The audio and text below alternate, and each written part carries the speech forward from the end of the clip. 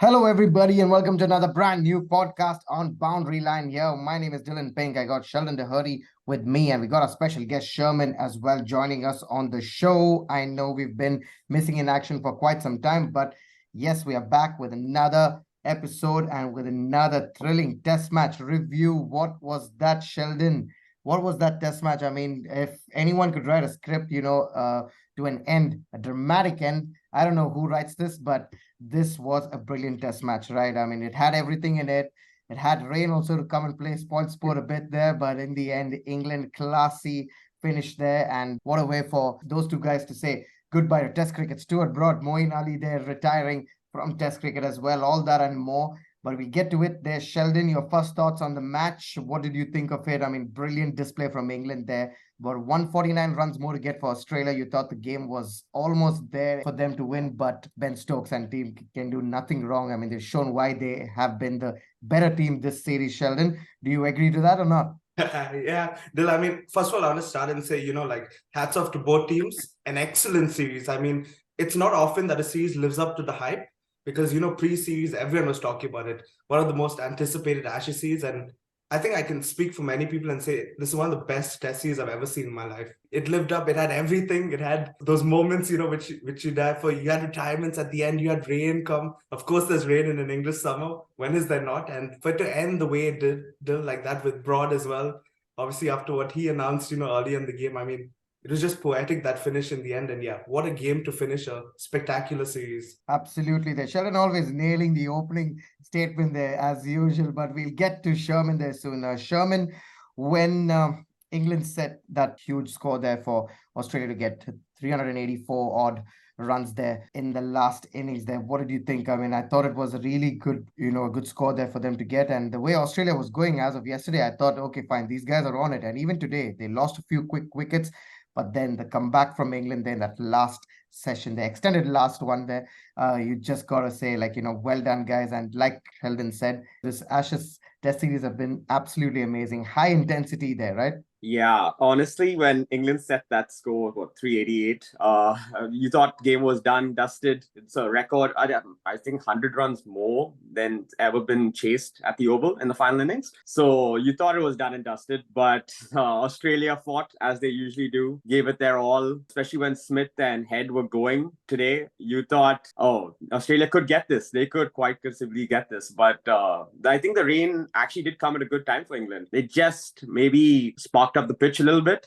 As soon as England came out after that rain break, the wickets were tumbling at regular intervals. A batsman going out, coming back. It was great to watch as an England fan. But Australia were in the game for a very, very, very longer than England would have liked. But finally, Chris Woakes, special mention for him. I think he made the difference this afternoon. The wicket of Smith, massive game changer. I think the win percentage moved by like 30% the second Woakes got Steve Smith out. You know what a big wicket Steve Smith is. If Steve Smith was there for a little while longer, Australia chasing that. So yeah, great job for England. They actually took 7 wickets in a session. They needed to draw the Ashes, and they did. So one of the great session comebacks, I would say, from England. Absolutely. There, Ben Stokes and team can do nothing wrong, like I said there. But let's take it back there a bit. Sheldon, England they went on to bat first, and they made a good score there. Zach Crawley amongst the runs again.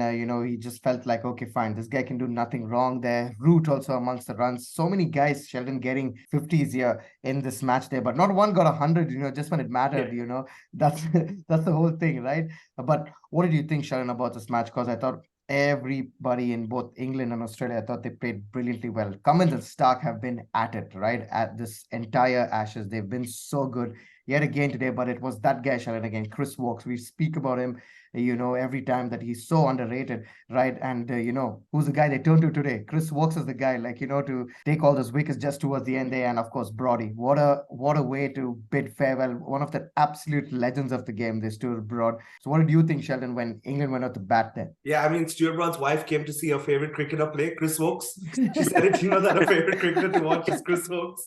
I think after Headingley, she said that. But yeah, I mean, Chris Woakes, what can I say about him? I'm so glad he had his moment because so often he's in the back pages. He's not in the first 5 names you see when people think England. Oh, you think Stokes, Root, you think Brook. These are exciting players. These are the guys. But it's Chris Woakes.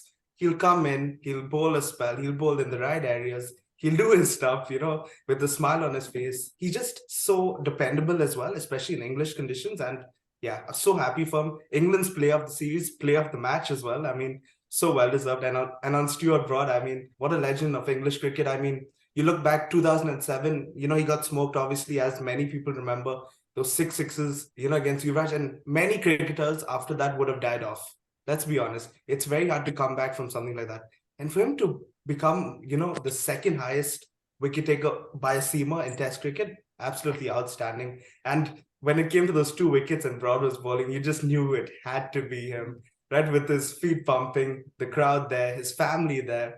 Who gets it? Of course, it's Stuart. And of course, he had the hail, with the Bales, the Bale Mary, as they were calling it, from Stuart. But I mean, even in his last game, he's reinventing himself, right? With swapping the Bales. I mean, absolutely brilliant. And hats off to Stuart Broad. It's been an honor watching him play cricket and a true legend of the game. Absolutely. There, Stuart Broad does saying goodbye to the game. I mean, it's, like Sheldon said, and even Sherman, he's been absolutely good no matter what. And rightly said, Sheldon, many people after that match where he got taken to the cleaners there for 6 sixes would have said, thank you very much.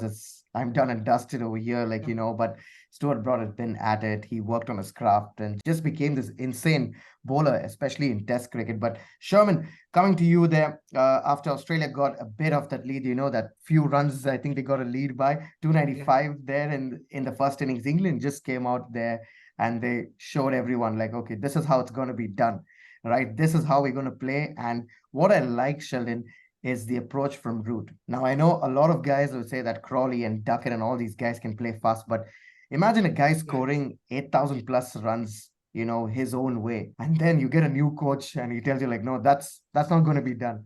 Root, you got to play at a different pace. And he just seems to be adjusted. And this guy's hitting, switch it for 6 and reverse scooping and stuff like that. You don't see Root like that, but to see him do that, I mean, he missed out on 100, I know, but what an innings from Root. As in the end, I felt he played absolutely brilliant, Sherman. Yeah, I think Root will be missing out on that 100.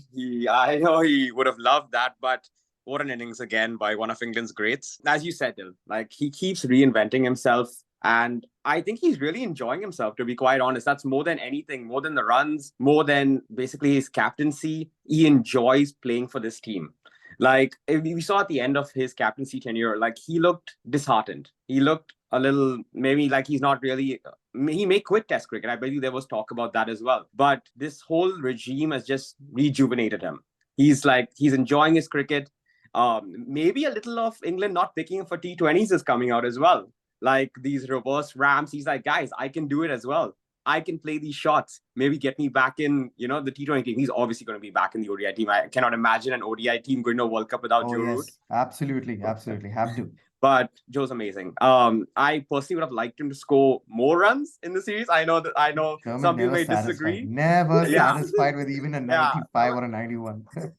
Yeah, when I saw Joe getting that award at the start, I was like, really? Come on, Joe. You had more in you for sure. Few more runs, about a few more hundreds. Maybe he had 100, wasn't it? I mean, I think he could have got one more at least for it to truly be, a good series for him. I think he underperformed a little, but as you said, he's playing a different style and he is going at the opposition, which is what Baz and Stokesy want. So nothing bad to say about him. Personally, I would like a few more runs, but we can't all have it our way. Absolutely, Dave. I mean, you can't please everyone, right? You can't please everyone. That's what they say. But Sheldon, coming to you there, the next point, what I want to discuss is in this Ashes test, we've seen many guys say that, this is going to be their last Ashes, especially for Australia, guys in that team, probably in the next Ashes may not be there. And that's sad because over the years, these guys have entertained us, probably Warner, Khwaja, Nathan Lyon. Also, you don't know if these guys are going to get back there. And, what an entertaining series this has been, Sheldon. You got to say, well done to Australia as well. And one more point I want to add, guys, there. I know you guys are England fans, but you say that, the rain helped England this time, or was it like that? Well, I mean, Sheldon, you got it. That's a whole podcast, I think, about the rain. And I feel rain this week. I'm a fan of rain this week. Last week I wasn't that big, but yeah, a point for the rain this week. That's for sure. Great weather at the Oval today. True player of the series is the rain, guys. Yeah, they were excellent. I mean, those two partnerships in particular as well. I thought Warner and Khwaja were excellent yesterday. I mean, the way they were batting, my gosh. Honestly, they played the whole day yesterday. I don't know, what the score could have been. Australia could have been in a great situation because they didn't look like getting out at all. Like, Exactly. it honestly looked like it was the best they batted all series, both of them. And unfortunately for them, yesterday the rain probably came at a bad time and ended the day. But yeah, Head and Smith as well, counter-attacking. And I think that was the beauty of the series as well. Australia never gave England an easy win. Even in Headingley, it was a tough work. It came right to the end. And even today, Australia, a high score. Of course, they had to chase, but they got close. And yeah, another terrific end to the game as well. But yeah, terrific from Australia. Now to talk about Pat Cummins as well, Dil. I thought he could have easily got player of the series. I think Stark was a good candidate and one of the right candidates as well. But fair play to Pat Cummins as well. It's tough being a bowler and being a captain. I mean, you think about Vokes and Stark, who got player of the series. They didn't play all the games. They can rotate, but as a captain, you can't do that. Pat Cummins, many people obviously questioned his captaincy at Old Trafford as well. And yeah, he didn't have a great test match, but he's always bowled his best. And you can say whatever you want about his captaincy, but his bowling's been excellent this series. And he's certainly one of the best cricketers in the world right now. And yeah, fair play to Pat Cummins because massive respect to him. I think he's done a great job. Absolutely. There, Pat Cummins showing the way there for Australia. Like you said, Sheldon, every game there, he came out, kept at it. And every time he was on there, Sheldon, you felt like, yes, he always kept bowling in the right areas, took those wickets. And even with his field placements, yes, not the best in hindsight. But Sherman, coming to you there, another guy has also called it quits there. You think he's going to come back, Moeen Ali? Because I felt he was also a massive win there for England. The way he came out, and England were obviously without Jack Leach. I thought he bowled brilliantly, batted also at number 5, number 6, one down also sometimes, just to help the team. And that shows Moeen Ali, a nice guy. But Moeen Ali has absolutely been brilliant. And even today, after the rain, he comes out there, takes those wickets. You got to say, well done, Moeen Ali as well, right? Yeah, as you said, like asking to bat at number 3 when, well, we know he's been like practically at number 7, number 8 even for England through the years. It really showed guts, fight, and he was amazing. I think Moeen Ali at 3 was arguably better than Ollie Pope in this series. Like poor he Ollie actually, Pope, man, poor Ollie Pope. Yeah, I mean, Ollie Pope was. I mean, we remember earlier in the series he was getting worked out. It was reaching that point where you felt, oh no, it's one of those series again, like how he did in Australia. Moeen came in, he batted really well at 3. I thought. Oh, I think he got a 50 in the last match as well. He stuck at it and he didn't get knocked over quite easily. So yeah, I love Moeen Ali at 3. Let's just mention that he was actually injured in this game as well. Yeah, Moeen Ali on one leg batted both innings, tried his best in the second innings until I think the rain break again. He came on after that and with Chris Vokes actually probably equally turned the game to England. I mean, those wickets were brilliant, like the ones he got. And yeah, what else to say about him? He's a champion cricketer, does it very often in white ball cricket, probably doesn't get the recognition he deserves in test cricket because England have asked him to play everywhere, basically bat from 1 to 10 plus bowl the hard overs. And I mean, we got to remember he came in as a batsman who bowled a bit, and England made him a bowler who kind of batted a bit. So it's hard to ask someone to do that. And just as a whole, I mean, I think he's had a pretty good career. He's second, I think, on England's list of wicket takers in terms of spinners. I mean, that's saying something, how many tests he's played as well as how many wickets he's taken. So, I mean, I saw Mo said in the interview as well, if Stokes sends him another text message, he's just going to delete it. So we can safely say this is goodbye to Moeen Ali. But thank you for coming out for retirement to help the team, and job well done. Yeah, there. Look at the guy there, the England fans there. Sherman, a big supporter there, saying thank you on our show there. Yes, but Moeen Ali has been absolutely brilliant. It's not easy once you've said bye to the game, come back, and you still have to play when you're also injured. When it mattered the most after the break, these two guys just turned the match on its head there. But Sheldon, coming to you there, just before we go there, do you think Australia missed a chance there of having a nice series victory there in England? They haven't won for a very, very long time now. 2001, I think, if I'm not mistaken, was the last time they won. But do you think this was a good chance of them? I know in 2019 also that was a bigger chance as well, for them to go off on a nice note. But having won the Ashes as well, do you think that would they be happier? They won the Ashes, it's still with them, or do you think that, man, okay, this was a good chance, we could have won this match, but we'll take it? I think they look at this and they'll regret it big time because to think where we were, Dil, at the series, they were 2-0 up at Lords, 2-0 up in a test series in England. how often does that happen? When was the last time someone was leading 2-0 in England? It was probably a very long time back. And I mean, and you look at how England were at Lords as well. Everyone was, the press were after them. They were saying change their style. Almost everyone was asking Stokes to suddenly invent a new way of playing cricket after he's played one way throughout his captaincy. And that was just how the press, Australia were all over England. I mean, Smith had just scored 100.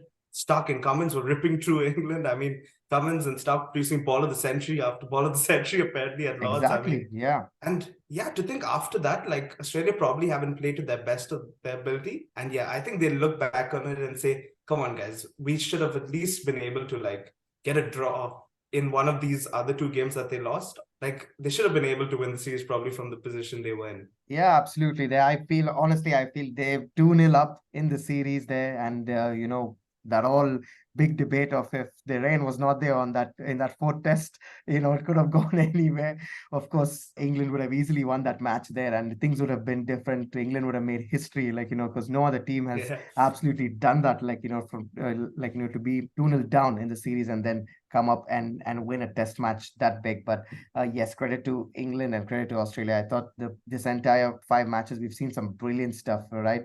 But Sherman, coming to you lastly before we go there, Stark, player of the series for Australia, and Vokes, player of the series there for England. You think it was the right call there? I know everyone said that, yes, it could have been Root, it could have been Wood, all these guys who made a big difference. But in the end, what do you think there? On Chris Vokes, I think the last afternoon actually swayed them the most. Look at this guy, man. Look at this guy. Get away. Because Chris Vokes for sure was probably head to head with Mark Wood, I would say, in terms of man of the series overall and just for England. But that last afternoon when Woody was injured, so I'm not going to say anything about that. But when England needed a hero, Chris Vokes came to the party. This would have finished 2-1. And, who knows? Then maybe it would have been Mark Wood or something just for England's side as a losing team. But to turn that last session and get England over the line, draw the series 2-2, it just had to be Chris Vokes, I feel, at that point of time. The difference he's made to this England team once he's come in, oh my God, it's light and day. Like the batting depth that he gives England, the bowling. Let's talk about Jimmy. I mean, he hasn't done anything again in this test match. Absolutely. Every time he didn't even bowl since the morning, right? Big disappointment for me, honestly, for this series. Yeah. We saw Jimmy in the morning and we didn't see him. He bowled 3 overs in the whole day. So that means the other bowlers have to step up and fill that void, right? And that's what Chris Vokes did. And what we forget is that Chris Vokes did it in each and every test because someone was always lagging behind. And Chris Vokes, every time England needed a wicket, they went to him. Yes, we saw Wood. Yes, we saw the pace and everything. But Chris Vokes was on the other side, probably taking the same number of wickets or more, but just in a more English traditional way. So, yeah, I think Chris Vokes for sure. I'm 100% behind that.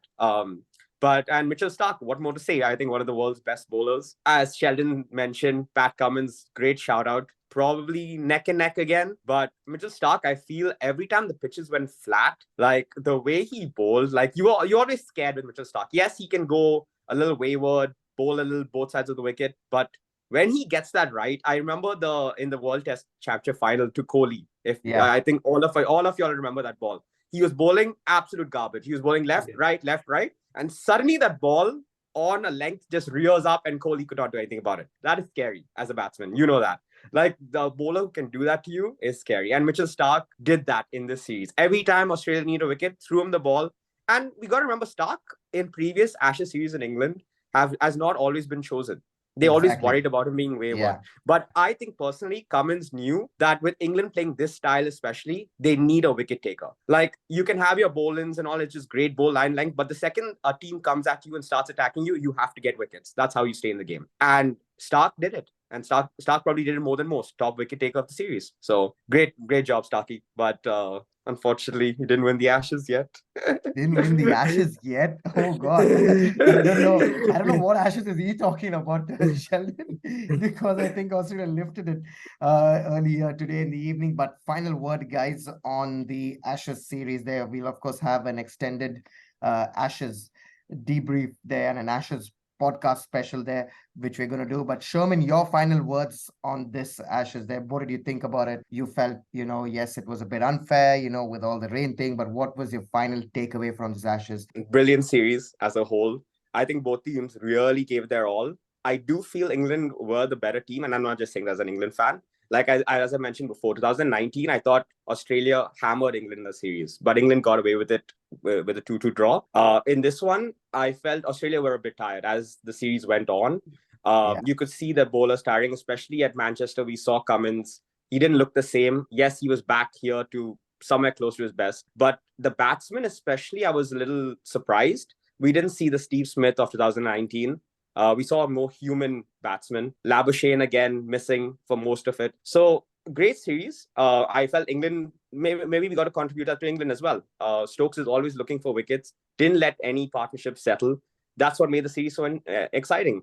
Australia, we know, are a gun bowling attack, but with England, they don't have those kind of bowlers, but Stokes manufactured wickets when needed. And yeah, overall, I think a fair result. I'm not going to talk about the rain in Manchester. I think that is something we can leave for a whole podcast of 1 hour. But this could have been the most exciting finish to a series ever if that rain in Manchester stayed away. If England could have won that game and we come to the Oval for the final test 2-2. Oh my God. I don't even want to think about that. So, because it makes me a little depressed, to be honest. But great series. I'm happy England's record is still intact. Australia retained the Ashes, so congratulations to them. And we'll see you in Australia in 2 years' time, I guess. Yes. We're all going to see England now coming to Australia there to probably get the Ashes from them. It's going to be exciting with the new brand that they are playing. But we'll get to Sheldon now. Sheldon, your biggest takeaway from this Ashes series? It's been high intense, high energy. Both teams added 2 quality sides there with some really intense playing there. But what was the biggest takeaway for you, Sheldon, in this Ashes series? Yeah, I think for Australia, it kind of ends the cycle because they always talk about how this was the final end of this cycle for Australia. Obviously, the World Test Championship final and even the Ashes. And they kind of got what they came for. They won the World Test Championship final. They retained the Ashes. Obviously, they'd have loved winning it. But yeah, it still ended on a good way for them. And on to England, I just want to mention, obviously, we spoke at the start of the series. And when England were losing, everyone was saying how they should change their brand of play. I'm so happy that I was one of them who said they shouldn't.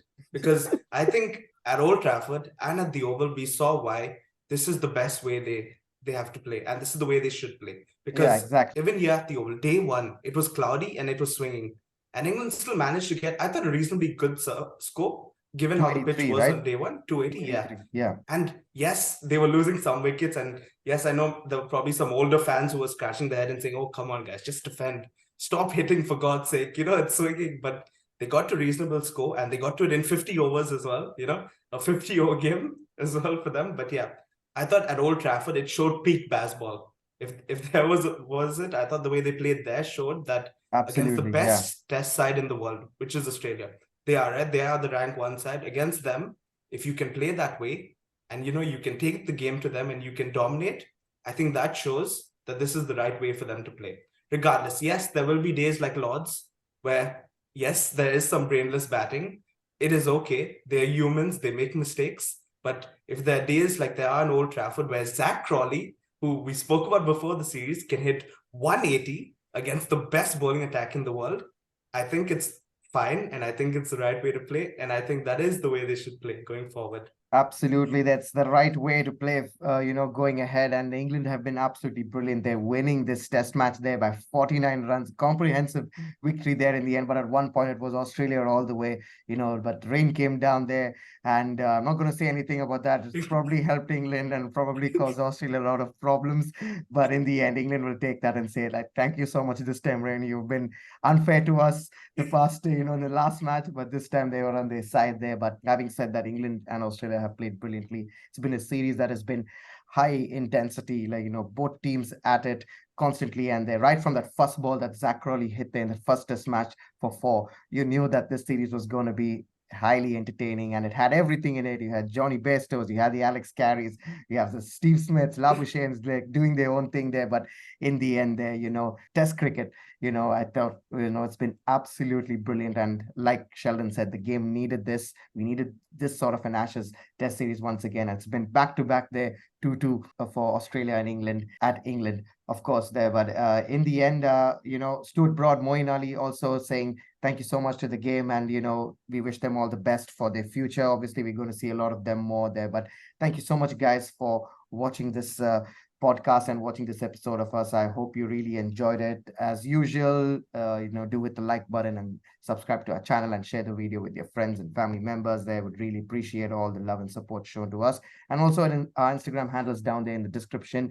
Please click on it and do follow us on Instagram as well. And we'll see you next time in another episode. Lots of things happening there in the game there, but we'll have another Ashes debrief podcast there where we discuss the entire Ashes series there in detail. So if you're an Ashes cricket fan and an England fan, an Australian fan in particular, don't forget to watch that. And of course, we have another special podcast there for Stuart Broad, who's been an absolute legend of the game there. And what a way to finish in the end there, with hitting a six off his last ball and taking a wicket also to seal the deal for England. How many people finish like that? So we're going to discuss that, with a special podcast for Stuart Broad there. But thank you so much, guys. Once again, it's been an absolute pleasure bringing this video to you. We'll see you soon.